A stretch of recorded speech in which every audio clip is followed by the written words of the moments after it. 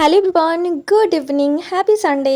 আজকে চলে এসেছি সানডের গল্প নিয়ে। সবাইকে ওয়েলকাম আমার নিউ ভিডিওতে। তোমরা সবাই কেমন আছো? সকাল সকাল আমি চলে গেছিলাম বাজারে, তো তালশাঁস দেখে আমি লোভ সামলাতে পারিনি, তাই নিজের জন্য নিয়ে নিলাম এবং বাড়িতে এসে দেখলাম দুটো পার্সেল এসছে। সে দুটো রিসিভ করে আমি ঘরে এসে আগে মজা করে তালশাঁসটা খেয়ে নিয়ে এবার আমি পার্সেলে হাত দিয়েছি। পার্সেলটাও একটা এক্সাইটমেন্টের জিনিস, সেটা কখন খুলবো কখন দেখবো সে আনন্দ তো তর্স হয় না।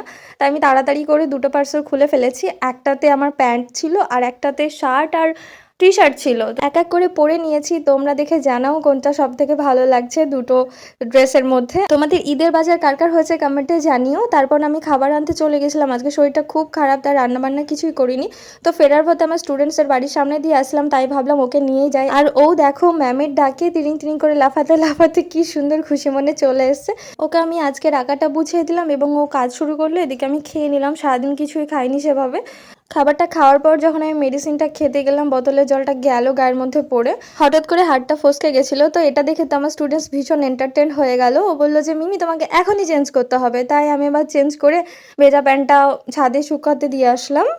তারপর এই ব্যাগটা খুলে দেখি আম আর লেবু বেরোচ্ছে ব্যাগের মধ্যে থেকে। এটা আমাকে স্টুডেন্টসের মা অর্থাৎ আমার দিদিভাই দিয়েছে।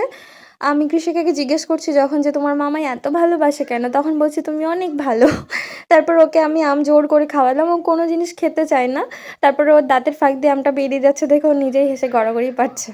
আজকে শরীরটাও খারাপ, আবার ওকে ঠিক মতো গাইডও করতে পারলাম না এত কাজের মধ্যে, তবুও দেখো কি সুন্দর কাজ করেছে। তাহলে আজ আসি, টাটা।